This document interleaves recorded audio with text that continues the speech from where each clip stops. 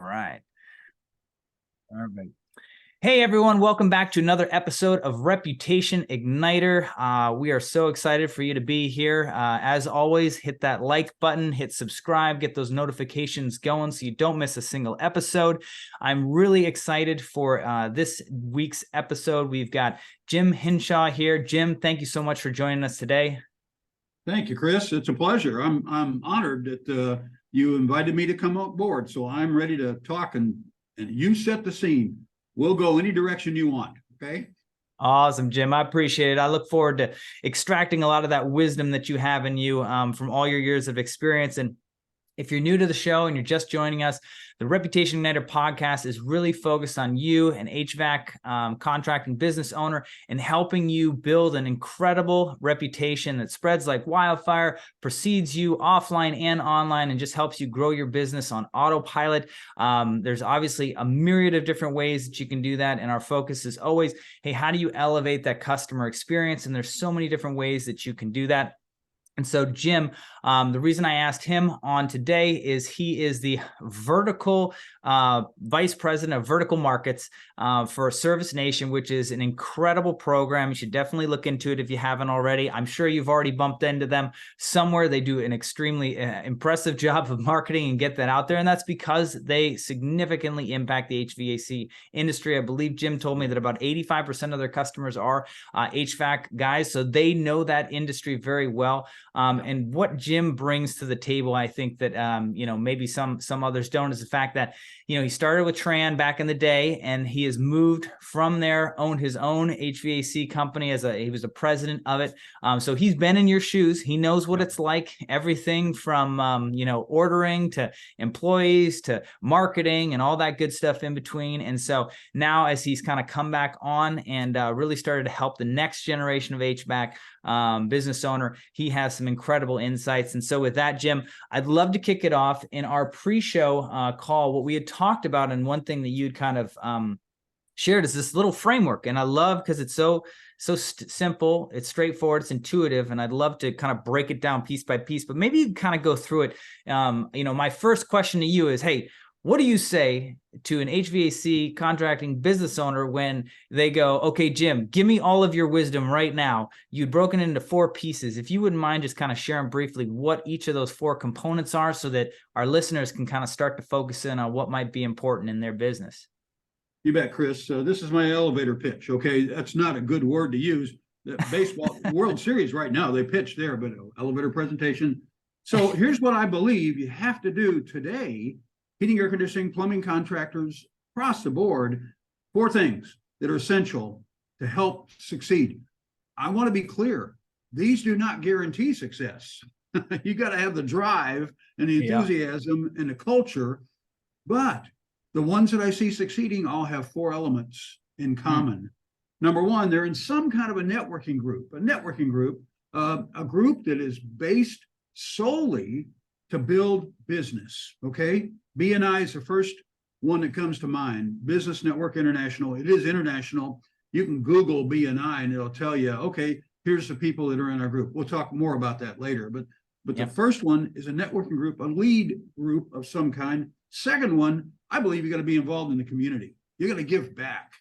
And that's one of the best ways to build your business, is to say, here's what we're supporting. I've got my pink shirt on, support breast cancer. My wife's a 7-year breast cancer survivor. And I'm thrilled when I go into a business and they've got pink gloves, pink work boots, anything at all signifying that they support breast cancer. It's a big deal to us. I believe you got to have maintenance agreements. A maintenance agreement could be 1 time a year, could be 2 times a year. There's some different ways to fund that. We'll look at all those here in a minute. And lastly, you got to have financing. Chris, today, I just had the privilege of sitting next to a woman who was a VP with a MasterCard, okay? And so I said, well, I'm curious. So what kind of limits are on an average MasterCard? She said, $2,700. That's our average credit limit.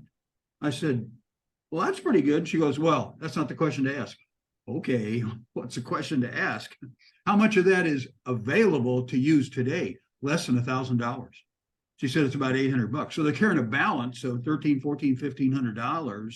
They go, about $800. I don't know if you've been to a dentist lately. That's not enough for a crown. Okay. And it's not enough for a muffler, right? So when you get down to looking at the stuff we bring to the table today, it's more expensive than ever. And so you got to have financing. And I'll share with you the financing elements that I think would be appropriate when we get to that. Is it okay to start on the deeper dive now, or you want to lead that conversation? Yeah, let's do it. But let's go back to the beginning. Let's talk about networking groups, right? I think and Jim, you probably run across this all the time, right? Like, this is not to be busy for the sake of being busy, right? It's trying to be intentional about the time that you're spending, out there in the community, because this is really kind of a community effort, right? If you're using these groups properly to serve your community, I should say that, like, you're not using these groups, but these groups are a point of leverage, right? And I know I started my business, when I started my business 10 years ago, one of the things my wife did that she was so good is she kind of, she kicked my butt to get out the door and start to make actual introductions, because her dad, who had created a CPA firm many years, that's where him and his partner had kind of initially done it, is they gotten in.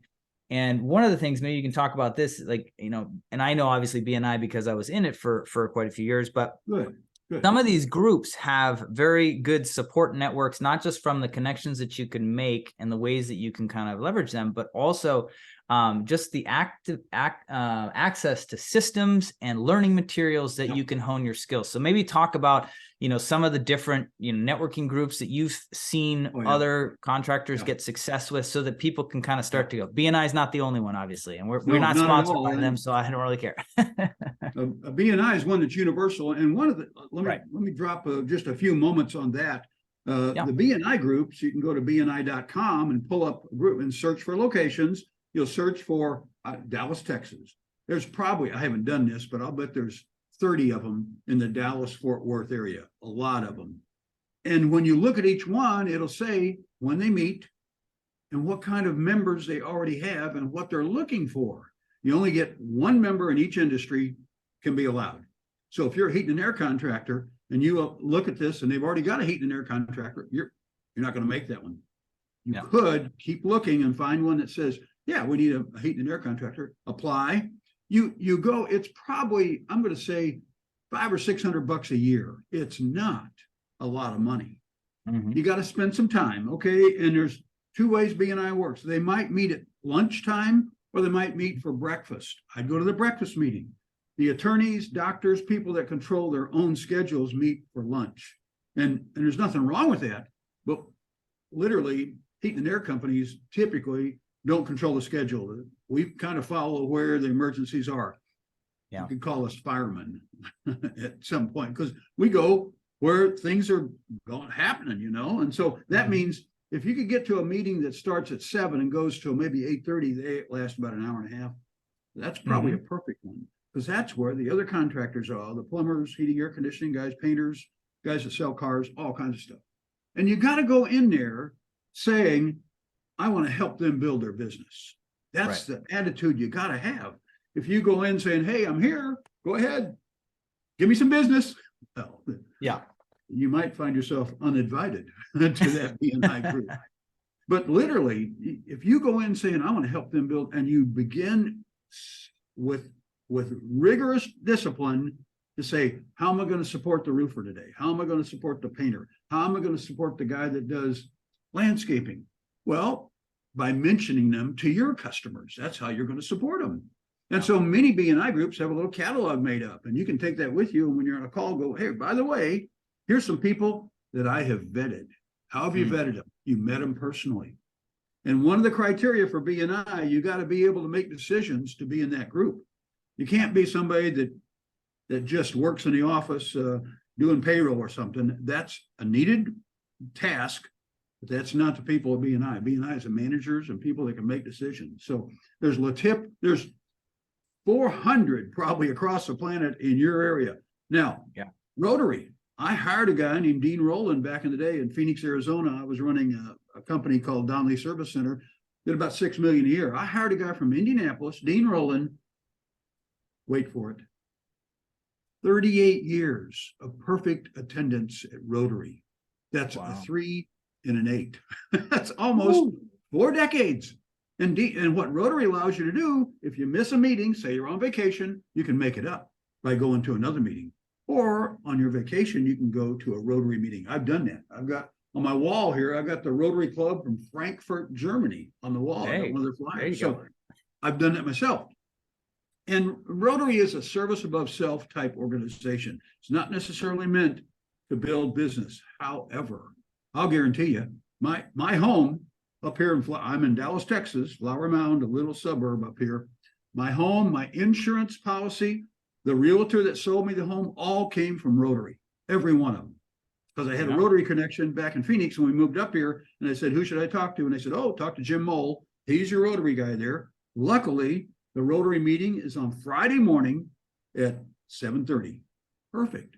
So I get in there, and by 9:30, 9:45, we're done. So I can still make some business that day. So you got to be involved, I believe, in a networking group of some kind where you have somebody else helping you build your business. It's just critical to survival. You can't afford to advertise enough to build a path to your door. It's going to cost you a lot of money. And literally, we've got members that say, well, we're spending 22% on marketing and advertising. You think it's too much? Whoa, 22%? Chris, does that seem like a lot? Yes, it does, doesn't it? Yeah. So it's a great way, and it's a good way to be involved in the community, number one, but it's a great way to build a business by helping somebody else build their business. So that's my take on networking. Yeah, thanks, Jim. I appreciate that. I think the other thing, and you were kind of hinting at this towards the end there, right, is that, we get so caught up with all the digital marketing, and obviously I know that, being in that space, right? And, obviously I love it when a client's spending 22% on marketing. Like, that's great. That means they got some pockets, and there's some services, but do you really need to be there? I don't think, working at your optimal efficiency, you would be if you were taking advantage of some more sort of maybe organic channels, because I think the power, like what you're talking about, is if you go in there, and obviously this is from, BNI, is the giver's gain mindset of like, hey, how can I help these other businesses? Exactly. And you have to understand that, like, especially if you've been in business for a while, and even if you haven't, most HVAC contractors, right? It's not like you just come out of, your technician training, right? And then you just like start a company, right? There's like importance of you getting your license and all that stuff. Like, you got to get certified. So like, you've made connections already along the way. So you already have resources and connections, and you're probably not, 19 years old either. So, you probably got some kids, or you got a wife, or you got a church, or you got all these different connections that you could potentially make. And that's where I started, because when I started in BNI, I was brand new in the Seattle area. Now obviously I'm in Dallas, but I didn't know anybody. I didn't grow up there, right? So like, what I was doing in BNI is I was going from chapter to chapter, and I was making connections within the BNI network, and then outside the BNI network of connecting two people that should meet each other, right? And so kind of thinking about being the catalyst. Well, it's all going to lead back to you. They're going to be like, hey, how did we get connected? Remember Jim? He connected us. Oh yeah, that's right. Jim connected us, right? And then you're that consummate connector, and that's where you build that reputation, so that you can start to get introduced. Not only will the real estate, person in your BNI chapter, who every time they close, business, not that they have to give you business, but theoretically, if you're doing a good job, you're showing up, you're being there, they're going to refer their customers, their clients to you. Well, that's them referring a direct customer, but that person who's in the neighborhood is probably going to refer, the person next door, because probably nobody cared to give them an actual referral, right? And so you understand, like, what's that? It keeps on going. Yeah, it does. Yeah, and that's the problem, is you don't understand that, like, you pull on this one thread, and it can lead to, that. And then maybe if you're doing commercial services, right? If you're connecting up with the electrician in the group, right? He's installing things, but he also needs somebody to actually put it in. And so, like you said, I think it's a can of worms that you want to open, right? Because there's so many fish that you could be fishing for, both big and small, through that network.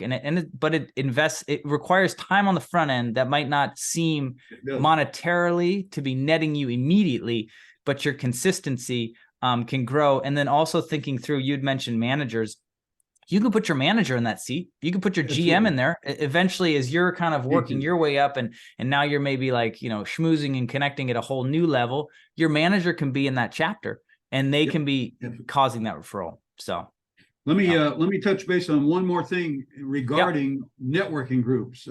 So I was in a group called Egypt, Executive Association Greater Phoenix. Okay. Egypt. Yep. And they were the premier group and I was number 13. Okay. And it was a personal membership. So I ran a company called Climate Control, big mechanical contractor in Phoenix. Yep. They were purchased by a utility out of New York. And so I moved my business. I moved my personal connection to the Egypt group down to Donnelly Service Center. Jim Donnelly is a friend of mine. I came in as general manager, VP of sales. And so I moved it personally over there. And I can remember clearly there was an electrician in there that gave us a lot of leads. Okay. And we gave him leads. And at one point he said, well, how do you want to do this? I said, well, I'm not sure what you mean. He goes, well, you want me to send you, if you send somebody over, because a lot of old homes in Phoenix and they'd have a 60 amp panel, they needed 100 or 200 amp. And it's like $5 or $6 grand to change that out. Yeah, so wow. He'd say, you send me one of those, I'll send you, $500, 10%. I go, no, I don't want that. I don't want any money at all. Well, what do you want? Reciprocity. That's what I want. I just want you to think of us when you're changing out one of those panels and say, hey, by the way, I noticed your air conditioning unit's a piece of junk. Okay. Not exactly in those words, but if you need to look at something, call Jim. And so that's what I wanted. And that's the kind of thing you got to work towards. If you're not careful, they'll begin to you'll send them some business. And if somebody sends some money along with that business, you could have an employee that is on the inside track getting that money, not going to the company. It can be and then you might have an employee that's got a vested interest in sending over some leads that aren't really necessary. So I'm not paranoid. I know somebody's out to get me. And so you end up, you got to be careful with that. So I said, I don't want any money. I don't want you to send me money. I don't want to send you money. I want reciprocity. That's what I want. Yep. And you had to prove it by starting a company. So I'm sorry. I love that. And how I'll kind of wrap that up and then we'll kind of transition in here into maintenance agreements, right? Is that I think especially as we're heading into a questionable economy as we're moving forward, right? A lot of people are kind of getting nervous, right? And nobody really knows what's going to happen with, the way the government's been going, right? But in that regard, right, people are going to be holding on to their pocketbook tighter, right? People aren't going to be, springing and more careless, right? People are going to be, erring for, like kind of what I'm kind of educating my clients about is like, you just got to realize that their research phase is probably going to be a little bit longer, right? And if the research phase is longer, that's going to cause, the more impulsive, types of marketing channels like, Google ads or local service ad, those aren't going to, the volume is just going to kind of come down as we're going through this. So if you are heavily invested, not that that's a bad thing, if you're heavily invested in those and you haven't really created a customer base, right, that has become loyal to you and is referring you, you might find yourself struggling more than others, right? And so, Jim, what you're talking about is really thinking about the long term and not the short term, right? The short term is, hey, give me $500, I'm happy, right? Instead going, no, I want to build a flow, because in a way you're going to build a culture in that electrical company as well, thinking like, hey, you know who we do work with? We do work with Donnelly Center, right? And so the idea there, like you're saying, is you're creating these relationships that will keep you on the straight and narrow through these tough times as people are, pouring into the industry, doing shoddy work. You're going to remain consistent. And so I think the other piece there is that because of that trust level, when somebody engages in building a new relationship with you as a new prospective customer, right, is that they're going to be willing to trust your recommendations, right? Well, one of those big recommendations is maintenance agreements, right? And I know you guys out there in our industry, you kind of sit on one side or the other of the fence. You don't really ride the fence on these, right? You're either totally for maintenance agreements or you're totally against them, right? And so let's just, put down the knives and the guns right now. Right. And Jim, maybe you could just share a little insight why it might be something, if you're not doing it right now, that you might entertain it. Right. And entertain it in a wholesome way that's really serving the customer. Cause I think that's where we kind of go to blows, is like, well, I think it's taking advantage, and other people say, no, it's a useful tool. And so, putting the gloves back on, I don't know, maybe that's not the right thing, but just putting the weaponry down. And then for those who already offer it, maybe just kind of freshening up the reason why and getting your team a little bit more amped up or excited to kind of share and encourage your customers to engage in these, because this is what's going to save them money in the long run, especially through a time of maybe economic struggle or uncertainty. And so you're really doing right by the customer. But anyways, Jim, maybe you can kind of riff on that a little bit as to like how you would structure that, why you do it, and all that kind of good stuff. So at Donnelly Service Center, I was there for a decade. We were getting about $1 million a year in revenue from every 1,000 maintenance agreements. When we had 9,000 maintenance agreements, we had $9 million in sales. This last year, they were at $15 million in sales, and they've got 16,000 maintenance agreements. Okay, so a couple of ideas about that. Here's why I think it's a great idea. Number one, you catch those small problems before they turn into showstoppers. You can have a cracked condenser fan blade, and anybody listening will know what that looks like. And that can run that way for a year.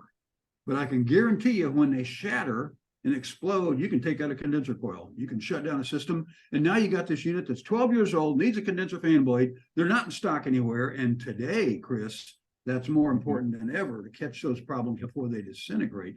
Because the parts, there's a very long list of parts that are not available today just on a whim. We used to be able to say, well, we can go down to the distributor and probably got everything I need there within reason. They don't have it anymore. It's not available to them anymore. It might be in a truck somewhere in Chicago, but it's not at our place. So, right. So that's a great idea to have a maintenance program. It levels out the workload. So you could have right now in Dallas, Texas, let me just look and see what it is, 45 degrees today. Whew. But later on this week, it's going to be in the 80s again. Well, what that is, that's millionaire weather. They don't need heat nor cooling, right? They're feeling right. Well, let's just pretend you got 6 or 8 technicians and they're waiting on those calls. Now you got something for them to do. Take a look at a system, take a look and do some maintenance on the system. The other thing great about a maintenance agreement program, once you get it set up and you have some that you've already done the maintenance on, what a great training ground for those new guys coming in. You can show them, here's what a system looks like that's 2 years old, that's in good shape. We've already done 3 maintenances on it. And they can go, oh, okay. Well, I guarantee you send a new guy out on a 28-year-old heat pump that's been miswired and it's got all kinds of controls on it that weren't there from the factory. And he's going, what am I looking at? And they grab their phone and they start going, oh, let me show you what I'm looking at here. And you go, oh, get off that, leave that property now. We'll send a guy out with examples.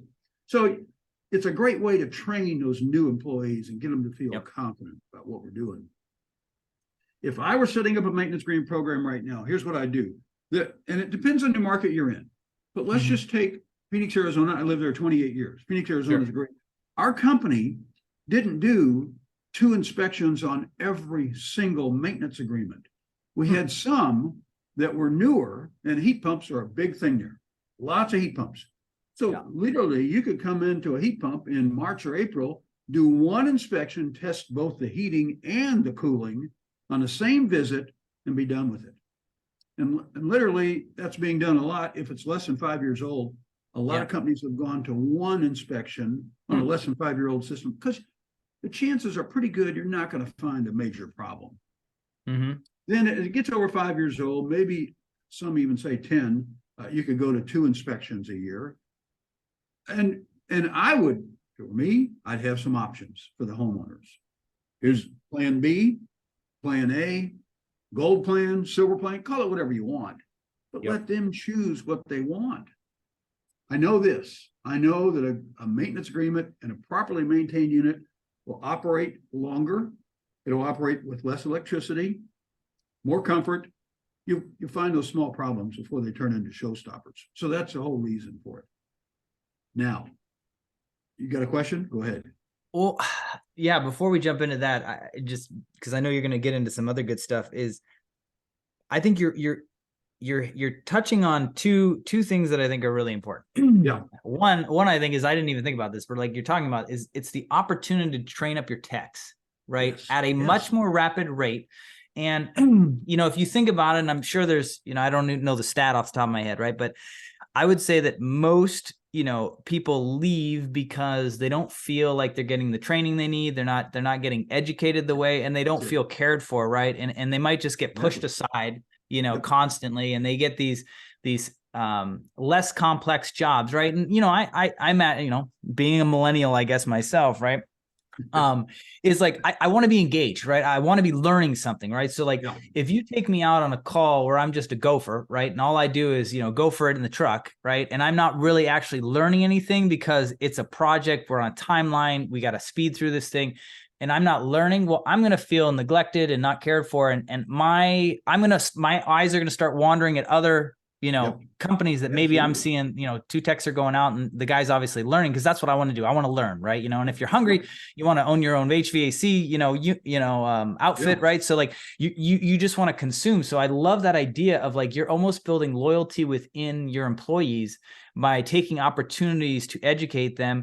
And this can be in the slow times, right? The times when, maybe you don't have as much stuff, and it's like, great, get those guys out there, get them trained up, get them exposure to that, 20-year-old system that they're looking at it all confused because they can't just, hook up their, their newfangled, equipment and just get a readout and a code that they just go back to the book and they go, oh yeah, this is that. Instead, it's like, you actually have to use your brain and you have to understand the actual cycle and the system you're working with, right? So I think that's number one. But number two, what you're hinting at, and this is what I'm talking, to my clients all the time about, right, is your reputation comes off of the trust that the customer has with you, right? And if you're not letting them know, like, you're almost doing a disservice to your client. Because I think a lot of people go, oh yeah, maintenance agreements, that's just you taking money from the client. I would disagree, obviously, and there's stuff to back that up. But think about it this way, okay? Again, put down your knives, put down your guns, right? Think of it this way. What is your customer going to think of you if you don't do a maintenance plan and you don't actually come and find a small problem before it becomes a big problem? Instead, they don't hear from you. They have a big problem. Do you think they're going to call you? They are not going to call you, because what they're going to do is they're going to blame you. They're going to say, well, you know what? I've been with so-and-so HVAC for 10 years and they haven't said anything about this issue. There's no way I'm letting them change out my system, right? But if you come out and you build that goodwill going, hey, just so you know, I tweaked this, that, and the other thing. Other than that, your system's good. Well, and then you start to tell them, hey, just so you know, you probably got 5 more years out of this system. We can do this repair. It's going to help you this. It's going to get you a little bit more life. Okay. And then they know for 5 years, they know that it's coming, and they don't want it to come, but eventually there's going to be the day where you come out and you go, hey, we talked about this. It wasn't going to last forever.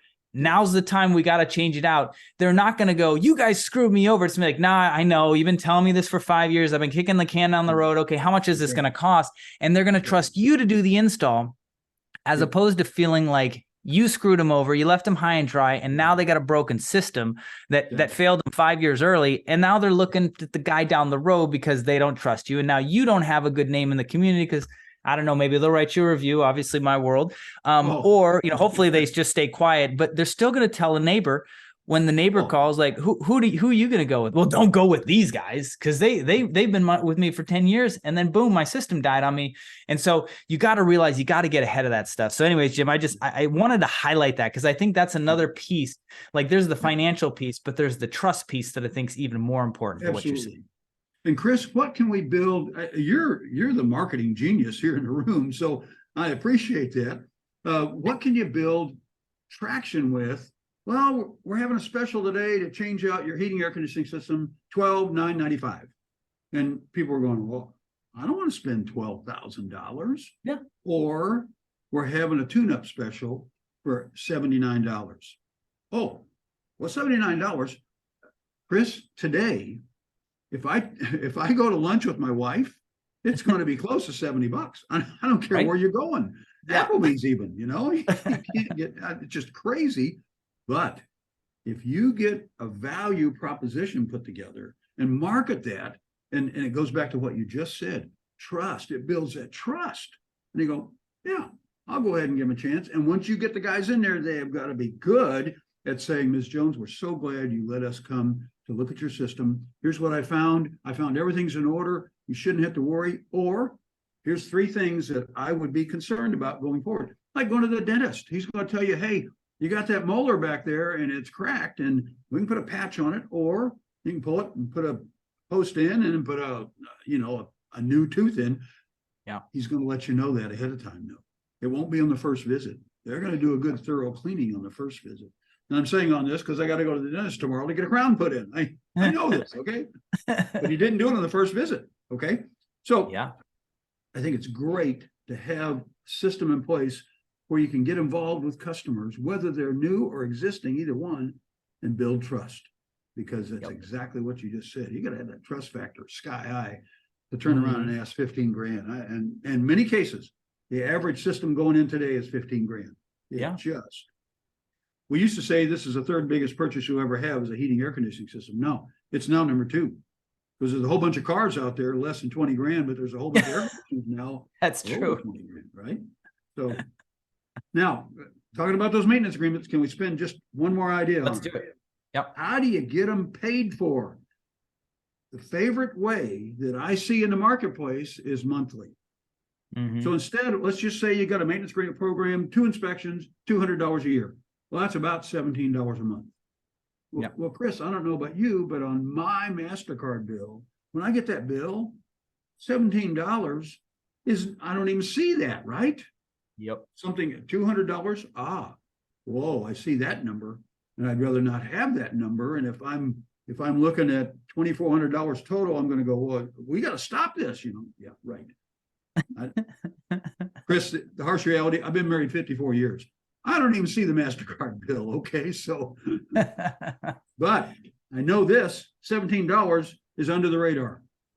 Yep. And it's not at that point, it's not a 1-year agreement, not a 2-year agreement, goes to infinity. And can they cancel? Sure. And cancel anytime. I'd let them cancel anytime. What do you do when it's a brand new customer and they say, come on out, $17, and they do one thing with you, just the maintenance, and then they cancel?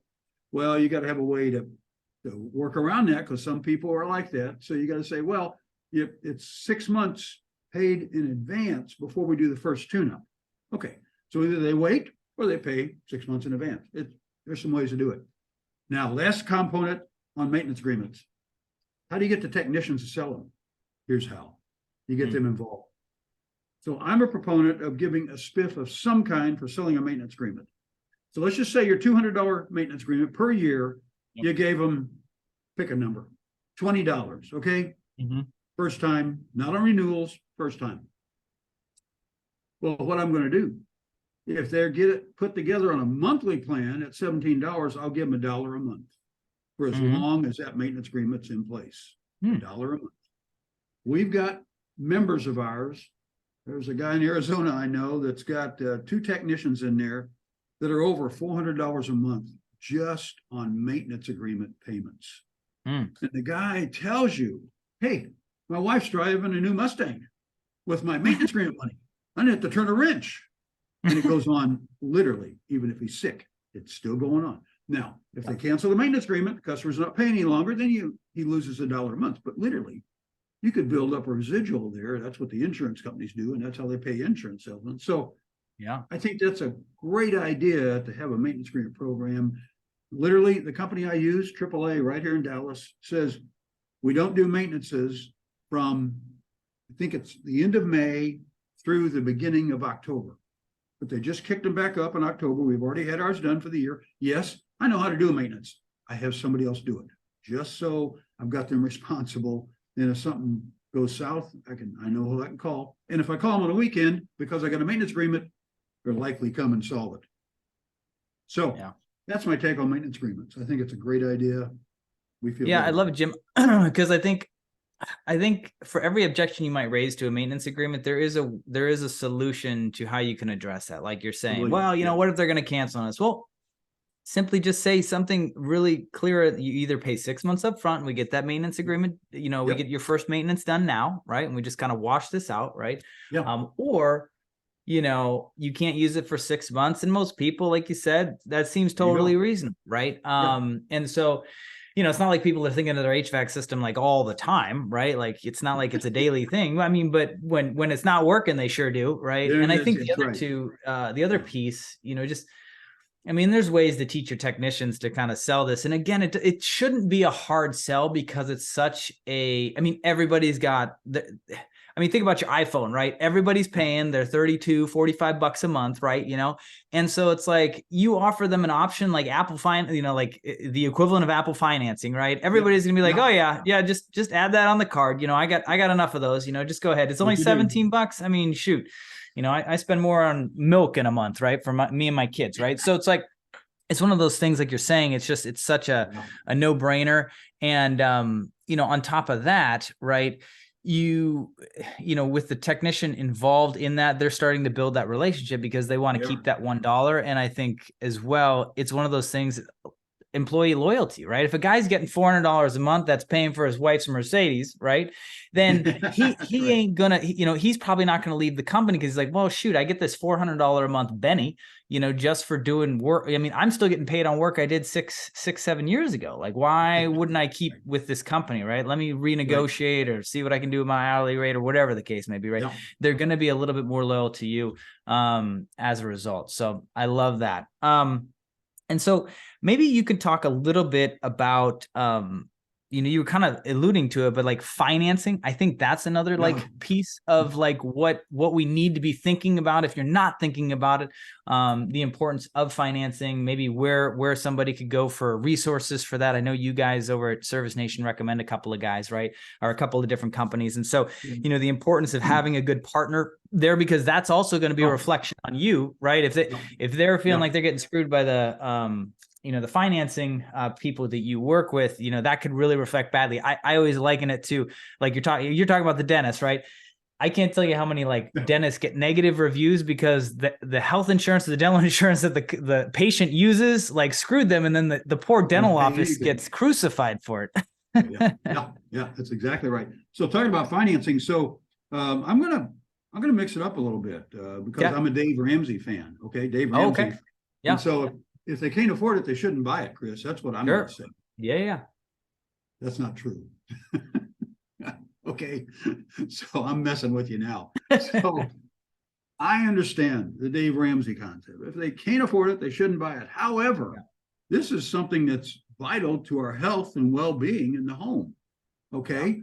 So in this case, I got to have a way to make it easy for them to purchase a $25,000 system if it's needed.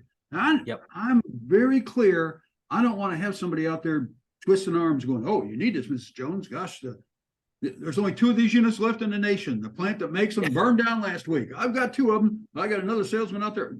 We're not doing that. But I want to have a package that makes it easy for them to look at adding comfort to their home. Lower utility bill, indoor air quality, making it more comfortable, even temperatures. We got all kinds of things that can happen today that 10 years ago wasn't available.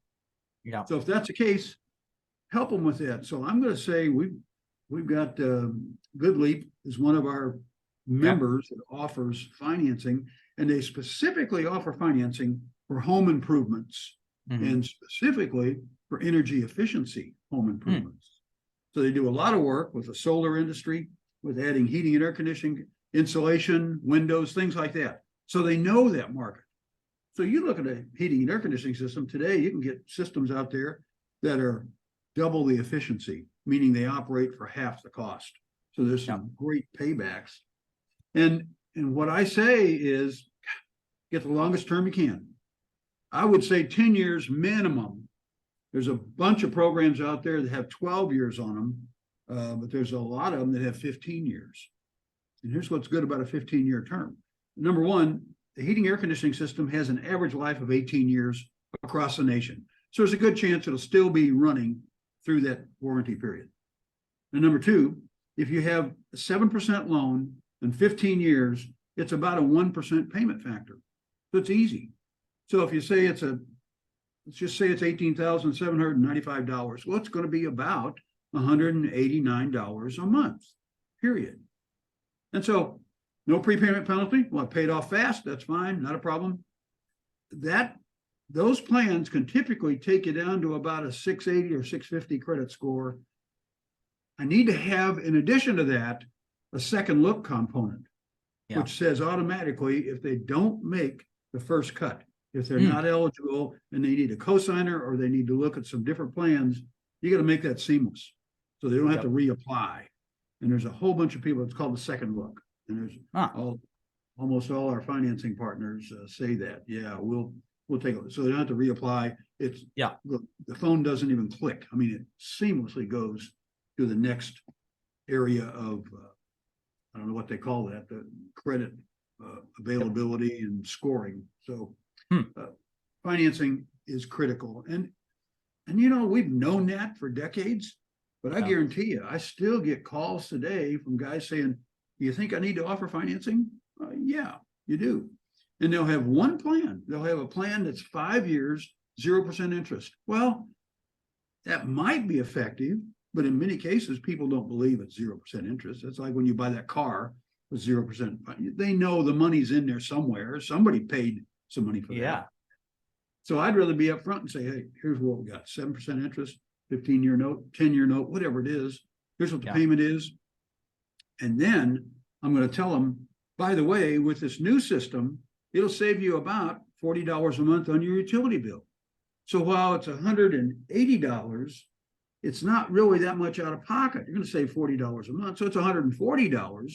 So think of it as Chris, do you ever go to Starbucks? All the time. I lived in Seattle. They were on every street corner. Oh, they are. Yeah, that's right. That's right. So I do too. And a mocha frappuccino, my drink of choice, is about $5. So you got that every day. It's a mocha frappuccino a day. And then you're paying for your system. Yep. My wife and I were building a house in Colorado a few years ago, and we go to this interior decorator and we're picking up flooring. And so I wanted wood flooring. Well, that's not the $2 a square foot flooring. That's wood flooring. And my wife and I both have the Starbucks cup in our hand, and she goes, yeah, you know, if you didn't buy that expensive coffee, you could afford any flooring you want. And I said, yeah, you know, I'm going to afford any flooring I want because I've got the money and I love my Starbucks coffee. So quit preaching to me and sell me some flooring. So, and I'm fine with paying. And so, yeah, we are Starbucks fans. Now, we don't go as often as we used to. We used to go daily, but we have a walk. We do a 2.5 mile walk round trip, and we go down to Starbucks. One of us will usually get a drink, and we walk back. So it's exercise. That's how I'm viewing it. Well, and then how do you put the value on time with your significant other, right? I think that's the other piece. Thank you. It's priceless. It is priceless, right? So and we travel a lot. We just got back from a trip last week, went back to Maryland, and it was a great trip. And we started off every morning with a trip to Starbucks. Nice. Gave us a chance to reconnect and say, well, what are you doing today? Well, we're going to take a tour of this shop. And so, we do that. So going back to my concept, financing is critical. Yeah. And now I got one more thing to share. Do we have time? Let me just hit on one thing there. I think what you had just said is really important too. And I hadn't thought about this until you brought it up, but making sure you've got a backup that can get that next tier, because if you think about it, right, you're presenting a pretty significant investment in the home, right? And absolutely. I think most people are so, weird about money, right? It's so interesting, the difference in dynamic of money in my wife's family versus my family, and just the dynamics there. Just like stark contrast, right? But most people don't want to talk about it, and for, good reason. I understand that. But what you're saying is you could potentially put your relationship, you could strain the relationship with a customer if you don't give them an option, or you make them feel like they're inadequate, or they don't deserve, or whatever, right? Because you got to realize like that dollar amount, $180 a month, is tied to a whole string of stuff, right? And you don't want to pull on that thread and unwind that sweater if you don't have to. So like you said, saying, hey, if you qualify, we've got these. and just so you know, if sometimes our clients, don't meet this for XYZ reason, Good. we do have a backup plan so that they feel like you've created some options and opportunities for them, regardless of where they're at, because it's been a crazy couple of last years, right? And there's a whole myriad of reasons. I mean, they still might be making $250,000 at the local Fortune 500 company, but maybe something happened with the last house, or maybe something happened with the car, or a kid got sick, or whatever the case may be, right? There might be a myriad of reasons why their credit score isn't where it is. So making sure that they're not going to lose face, or that they can save face with you, I think is such an important piece. So I love that, Jim. That's a great insight. And it makes sure that you as an HVAC owner don't get caught with your pants down, embarrassing one of your clients unnecessarily. So, right. Because that also might be the reason that they go to your competitor, right? Is saying, well, they had more options, kind of thing. So go ahead. What's the last thing? You got to set that up. You tee that up on the start and say, by the way, I know you possibly looked at other financing packages, but this is different than a car. A car, you miss 2 payments, they'll come out and take that car back, and they can sell it again. They can't do that with a heating air conditioning unit. Once it's installed in a house, you have to go to a sheriff's sale of that property. Not going to happen. So there's no recourse, and that's why it's a different package, completely different package, and it has higher levels of approval needed. And you let them know that. Say, hey, not everybody has the ability. And I used to think, well, they're deadbeats. If they got a score of 620, they're deadbeats. Well, they could have a kid that was in the ER for 6 months, and that happened to friends of ours. $1.8 million went past the $1 million cap they had on their health insurance, and they declared bankruptcy. And the hospital, to the hospital's credit, they didn't kick them out, and so but the bill kept running. So that's the kind of things that happen today. So I would definitely have some financing options for them. Good. Awesome. Well, Jim, hey, let's grab this one last piece of nugget before we wrap up. Lay it on me. What did you have? Good. Okay. So here's what I tell our members. You got to be involved in the community. In some way, you got to give back to the community. And so there's a whole thing on Facebook that you could do. We've got members that are supporting no-kill shelters for the Humane Society, and how do you do that? Well, you say every maintenance agreement you buy will contribute enough money to the Humane Society to buy a leash and a collar every time. Now, if you want to adopt a dog, we'll give you the maintenance agreement at no charge. So you do some creative things like that. We've got a guy that does, he's got a friend of his owns an ice cream store. He says, you buy a system from us, you get $500 worth of ice cream. And it's what that is 10 $50 coupons once a month. Okay. Wow. And the ice cream owner says, well, he bought it for half that. It cost him $25 instead of $50. But the ice cream owner says, hey, it's one of those, it's a place with the real cold counter where they mix up. Cold Stone. Cold Stone, yeah. My favorite. He says, they come in here. If they've got a family with them, a $50 bill will be gone like that, usually 60 or 70. And then they're in the habit of coming here and they come back the next week. So there's some great things you can do with the neighborhood and with the community to give back. And then you're connecting up. And when they bring that coupon in, the guy says, oh, you're one of Donnelly Service Center customers. Congratulations. They do a great job. So it's reinforcement. So that's what I have. Love it. I'm sorry. Love it. No, that's great. And like you're saying, I think it's important. It's just getting creative, right? Giving yourself some creative license, because not only can you link up really well with a local business, right?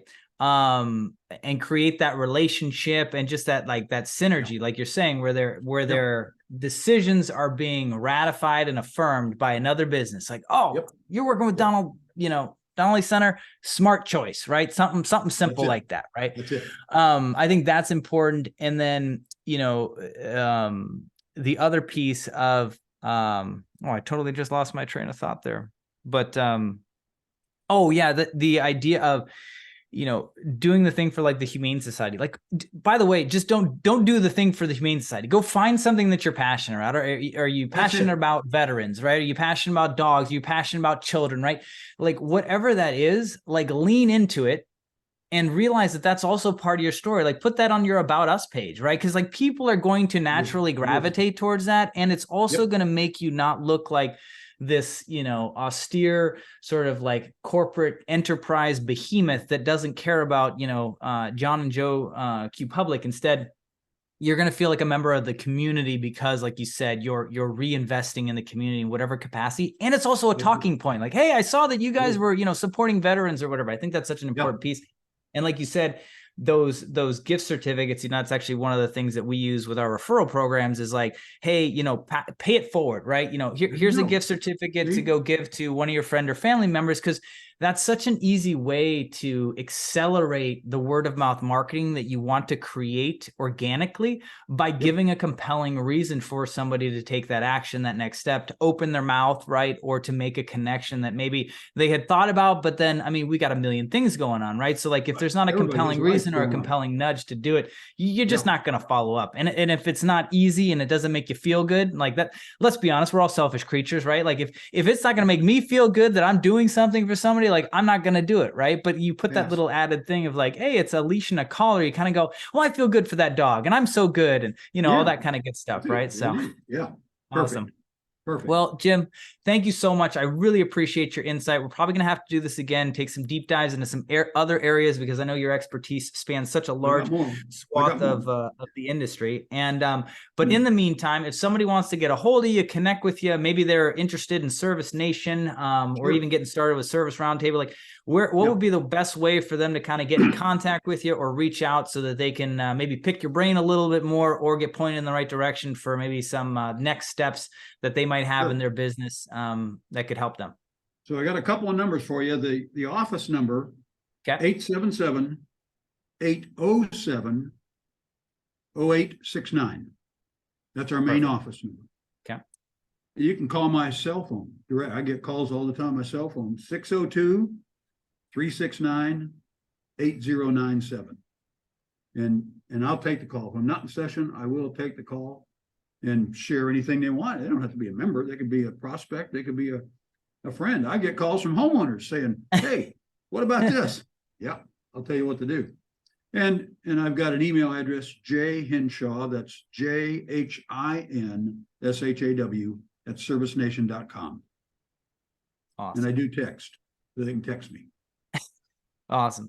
Well, thanks, Jim. I appreciate it. I think you win the record. You're the first person to give their cell phone out, but I think, and as I was thinking, you sharing that, I think that what's so cool about that is like, that's the ethos and the community that, we're trying to build here for our HVAC contractors. Our industry is changing so rapidly, so fast. I think we need to rely on and lean on each other more and more. And I think we need more channels and outlets and places for people to, connect with those resources. So I'm so grateful for you being so available to our channel members and podcast listeners. And so thank you again, Jim, for showing up. Like I said, we'll have to have you on again. Everybody listening, thank you so much for your support. We really appreciate it. Obviously, listening all the way through means the world to me. Those reviews, that's where I stake my lifeblood for the last 10 years in building my agency, and I continue to do and serve the HVAC industry in that capacity, but it means so much. So if you will take that time to write a review, it helps other HVAC contractors and owners find out about us and about this podcast so that they can plug into, great knowledge like Jim with years and decades of service and insight into the industry so that they can just level up their business and we can improve the overall reputation of our industry by just making sure that we're all doing better contracting work and building better, stronger companies that are going to last, taking care of our employees, and just going on and on and on about how we can continue to serve our communities, because that's why you started your business. So please like, subscribe, plug in. I will make sure that all of Jim's contact information is also in the description of this podcast and YouTube channel so that people can reach out to him easily, because I'm sure you're probably in the car and the idea of writing is probably going to cause you to crash your company car, and we don't want that to happen. That's bad. That's bad for business, right? So with that, thank you so much for plugging in, and we will see you on the next episode. Take care. Thank you much. Enjoyed it. Yeah.